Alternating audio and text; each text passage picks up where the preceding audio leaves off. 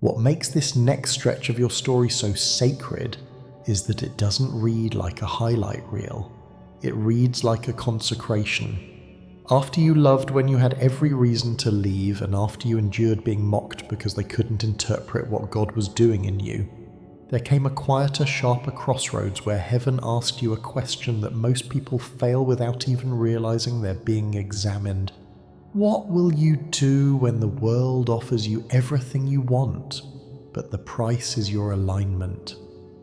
And that's where the truth rises like a lantern in a dark hallway, because you didn't just resist evil, you sacrificed what they worshipped. You watched people bow to status, like it was a god, and you refused to kneel. You watched people treat money like oxygen, and you refused to suffocate your spirit just to breathe in their system. You watched people chase applause like survival, and you refused to let claps replace calling.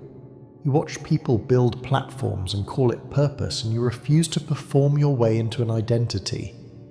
And that refusal wasn't just a moral choice, it was a spiritual divorce. It was you stepping away from false gods, not with a loud announcement, but with a quiet obedience that cost you more than anyone saw. Because sacrifice isn't real when it's painless. Sacrifice is real when it leaves an empty chair at your table and a strange quiet in your life, and you still don't run back to what God told you to leave. You walked away from toxic circles not because you thought you were better than them, but because you finally recognized what certain environments were doing to your spirit. You realized that some rooms don't just drain you, they reprogram you. Some friendships don't just distract you, they dilute you. Some conversations don't just waste time, they weaken discernment. And you noticed that every time you left those spaces, you could hear God again. The noise stopped, the confusion lifted, the inner witness returned. So you made the hard choice, the holy choice, the lonely choice. You stopped explaining yourself to people who only listened in order to argue. You stopped chasing closure from people who needed you confused so they could keep control. You stopped bargaining with your own intuition. That's a sacrifice the crowd will never clap for, because the crowd usually benefits from your availability. The crowd loves you when you are accessible, agreeable, and easy to guilt. But heaven loves you when you are obedient, even if it makes you misunderstood. And in that obedience, you turned down opportunities that looked good on paper, but felt wrong in your spirit. Some offers weren't evil, they were simply misaligned. Some doors weren't locked, they were traps dressed as favors. Some breakthroughs were actually bargains. They wanted your gift but not your God. They wanted your labor but not your boundaries. They wanted your light but not your standards. And you said no even when it was tempting, even when it would have solved immediate problems, even when it would have made your life easier in the short term. You chose the slow yes of alignment over the fast yes of convenience. And let's talk about the one sacrifice nobody sees, but everyone eventually feels the results of. You silenced ambition for anointing. There were moments you could have pushed harder, promoted louder, posted more, competed more, proved more. You could have turned your life into a campaign. But something deeper in you knew that striving can build a brand while starving a soul. You understood that ambition without submission becomes a throne for ego. So you let God take your pace. You let Him close certain doors without kicking them down. You let Him keep you small in seasons where you could have faked big. You let Him hide you while you were still healing, because you knew exposure before maturity is how people break. And if we're being honest, there were days that obedience felt like death. It felt like watching other people get what you prayed for while you stood still. It felt like watching the loud get rewarded while you stayed quiet. It felt like watching the dishonest get promoted while you stayed clean. But even then, you didn't trade your integrity for speed. That is the mark of a chosen one. You understand that timing is part of the miracle. This is why your story parallels the wilderness temptation, not as a metaphor, but as a spiritual pattern. Jesus was hungry, tired, and alone in a desert, and the enemy offered him shortcuts that looked like solutions. Bread without waiting, fame without process, power without soul, suffering, kingdoms without the cross. And what did Jesus do? He refused kingdoms offered the wrong way. He refused success that required surrendering alignment. He refused to win with compromised methods. He refused to be crowned by darkness. And you have been living that same refusal. You were offered kingdoms too, just in modern clothing relationship that would have given you attention but cost you your piecework, that would have paid you but poisoned your conscience, platforms that would have amplified you but demanded you become someone else, social circles that would have accepted you but only if you stayed small and silent. You refused those kingdoms. You refused to bow, and even if your knees shook while you stood, you still stood. So let the pain of what you lost be reframed, because what felt like loss was a holy exchange. It was a spiritual death producing future life. When you let something go that everyone else would cling to, you weren't losing, you were being purified. When you walked away from something that fed your ego but drained your spirit, you weren't missing out, you were being protected. When you sacrificed what they worshipped, you didn't fall behind, you stepped into a realm where God can trust you with more. Because the uncomfortable truth is this: some people can handle blessing, but they cannot handle influence. Some people can handle money, but they cannot handle power. Some people can handle attention, but they cannot handle authority. God doesn't just give you what you ask for, He gives you what your character can carry without collapsing. And your sacrifices built capacity. Your no became the container for your future. Yes, here's the promise you need to carry like a seal on your heart. What they clung to becomes bondage. What you released returns as favor and overflow. The very idol they worship will eventually demand more from them until it owns them. Status will become anxiety. Money will become fear. Applause will become addiction, platforms will become prisons, but the things you released will come back to you in the right form, the right timing, the right measure. Not as a trap, but as a tool, not as a counterfeit, but as confirmation, not as a chain, but as an assignment, because God is not anti-blessing, He is anti-idol. He will give you what you need, but He will not let what you need become what you kneel to. And you passed that test. And because you passed the worship test, the next test came quietly like a whisper that tries to start a fire. Your stance was louder than their slander. This is the part where your spirit had to learn a different kind of strength, because it is one thing to be kind, it is another thing to be quiet when you are lied about. It is one thing to forgive in private. It is another thing to refuse the urge to defend yourself when the story is being twisted in public. And you know that urge, that heat in your chest, that moment where your mind says, just say it, just expose them, just set the record straight. Because silence feels like surrender to many people. Silence feels like losing. Silence feels like letting the enemy win. But heaven has a different definition. Sometimes silence is not surrender. Sometimes silence is sovereignty. Sometimes silence is you refusing to let your mouth become a weapon that cuts your own destiny. Sometimes silence is you trusting that God is a better advocate than your arguments. Jesus lived this too, and it's not just a Bible detail, it's a blueprint. He stood before accusation with the power to dismantle every lie, and yet he chose restraint. Not because he lacked evidence, but because he trusted heaven's verdict more than human opinion. There is a difference between being silent because you have nothing to say, and being silent because you have too much authority to waste on foolishness.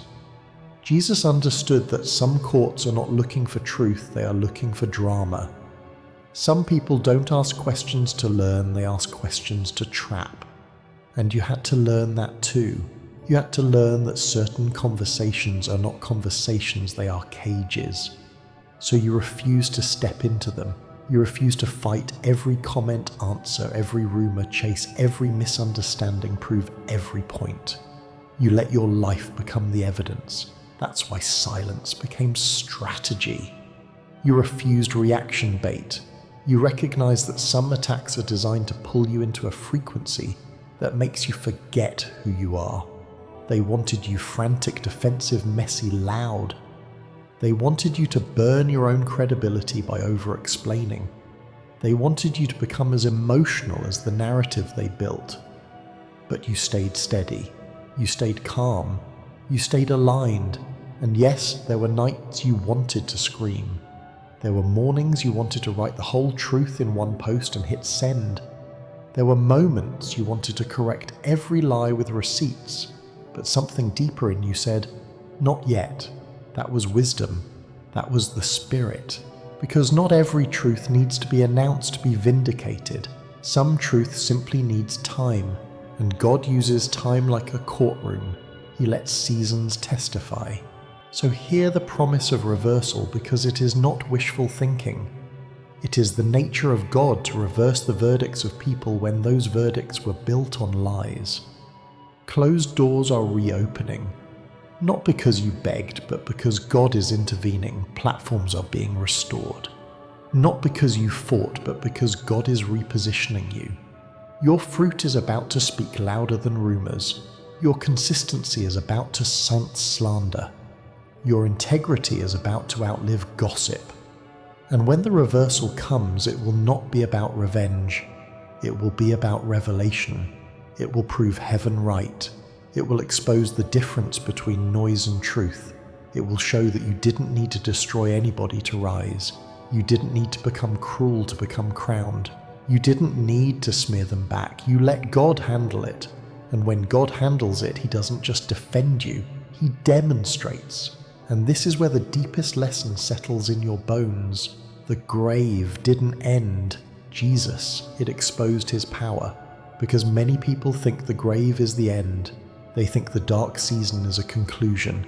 They think the silence means abandonment. They think the loss means God changed His mind. But the spiritual pattern has always been this cross-grave silent Saturday, then divine reversal. Friday looks like failure. Saturday feels like nothing is happening. Sunday reveals the plan. And if you're honest, you've lived all three. You've had Fridays where something died. A relationship, a dream, a season, a version of you. You've had Saturdays where heaven felt quiet, where prayers felt like they hit the ceiling and fell back down, where you kept going through motions, but inside you were tired, confused and numb. You've had grave seasons where you were grieving while still functioning, smiling while bleeding, working while aching, showing up while feeling buried. That is real. That is heavy. That is not something you just get over. But you need to know what heaven knows. Darkness is not always punishment. Sometimes darkness is preparation. The soil is dark and seeds grow there. The womb is dark and life forms there. The cave is dark and kings are shaped there. Not every dark place is a trap. Some dark places are training grounds. So connect this to your life grief that made your chest feel tight, burnout that made you question your purpose, betrayal that made you rethink your ability to trust, confusion that made you doubt your own discernment, fatigue that made even prayer feel like lifting a stone. Those were grave seasons, and you wondered, God, where are you? But heaven was not absent. Heaven was aligning. Heaven was rearranging. Heaven was breaking attachments you didn't know were chains. Heaven was maturing you past the version of you that would have mishandled what you're about to receive. Because God doesn't resurrect you back into the same life that killed you. Resurrection is not returning to the old self. Resurrection is arriving as who you were meant to be. And here is the big reveal that changes how you interpret every dark chapter. What looked like a tomb was actually a womb. A tomb holds death. A womb holds destiny. From the outside they look similar, closed, hidden, silent. But the content is different. And your season, though, it felt like death was forming something alive. It was forming wisdom you couldn't learn in comfort. It was forming discernment you couldn't gain in applause. It was forming boundaries you couldn't build without pain. It was forming intimacy with God you couldn't develop while your life was loud. That's why the grave didn't end you. It exposed the power God placed in you. Because when you rise after being buried, you carry proof. Proof that the enemy couldn't finish you. Proof that delay didn't cancel you. Proof that betrayal didn't define you. Proof that God's hand was still on you even when you couldn't feel it. And now, because that pattern is active in your story, you're about to rise in a form they've never seen. This is where the imagery of the unrecognized Jesus becomes personal. Mary saw him and thought he was the gardener. The disciples walked with him on the road to Emmaus and didn't recognize him until the moment of revelation. Why? Because they had only known him through suffering. They had never seen him glorified. They had never seen him post-grave, post-trauma, post-crucifixion in the fullness of victory. And that's what people around you are about to experience. They only knew the version of you that was surviving. They only knew the version of you that was overgiving. They only knew the version of you that was explaining yourself. They only knew the version of you that was tolerating too much. They did not meet the glorified you. They did not meet the healed you. They did not meet the clear you. They did not meet the grounded you. They did not meet the anointed you. This new version of you is not loud, but it is weighty. Not flashy, but it is steady. Not arrogant, but it is unshakable. You will have eyes that don't beg for approval. You will have a spirit that doesn't flinch at rejection. You will have a voice that doesn't tremble when you set boundaries. You will have a mind that doesn't spiral when people misunderstand you. You will have peace that makes chaotic people uncomfortable, because chaos recognizes when it can't control you anymore, and you won't have to prove it. That's the freedom, evidence over explanation. You won't have to announce your healing. Your fruit will speak, your choices will speak, your consistency will speak, your presence will answer questions your mouth used to over-answer, and your impact will expand in ways you can't fake. Because when God heals you, your presence begins to shift atmospheres.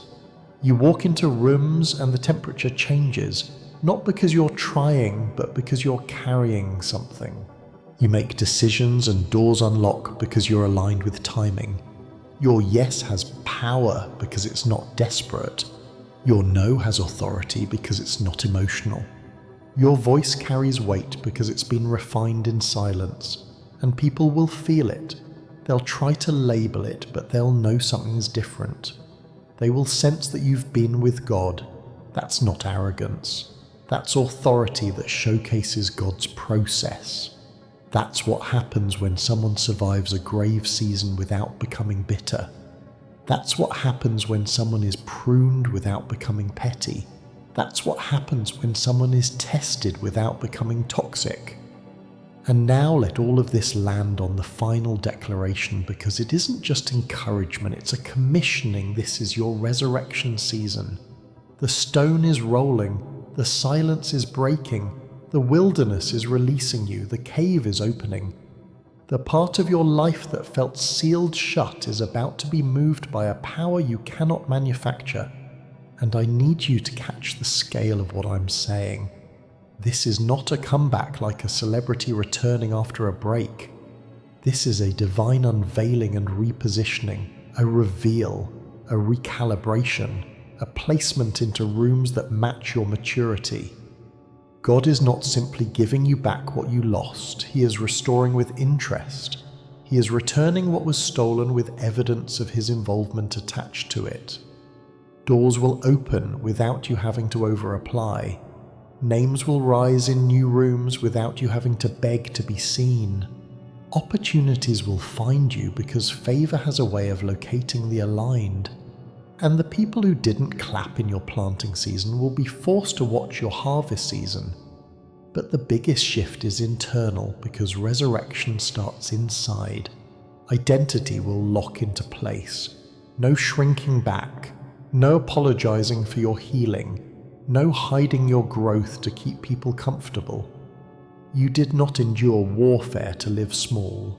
You did not survive the grave to return to the cage. You did not pass tests in secret to be timid in public. You are being called to rise for yourself, yes, but also for your bloodline. Because when one chosen one rises in alignment, it breaks patterns that have been sitting in families for generations. You are rising for the watchers, the ones who needed to see proof that God still restores. You're rising for the prayers that were whispered over you before you could even understand them. You're rising for the mantle you carry whether you asked for it or not. Because chosen ones don't just carry blessings, they carry assignments. They don't just get comfort, they get commission. So here is your posture in this resurrection season. Stand up slowly like someone who knows the ground beneath them is holy. Breathe like someone who is no longer running from fear. Move like someone who doesn't need to prove anything. Speak like someone whose words have been filtered through fire and still came out clean. And when doubt tries to tap your shoulder, remember the sequence. You sacrificed what they worshipped. You passed the restraint test, you survived the grave season, and now you are stepping into the reveal. The stone doesn't roll because you are perfect. The stone rolls because God is faithful. And when you step out, you will realize the tomb never had the authority to keep you. It only had permission to prepare you.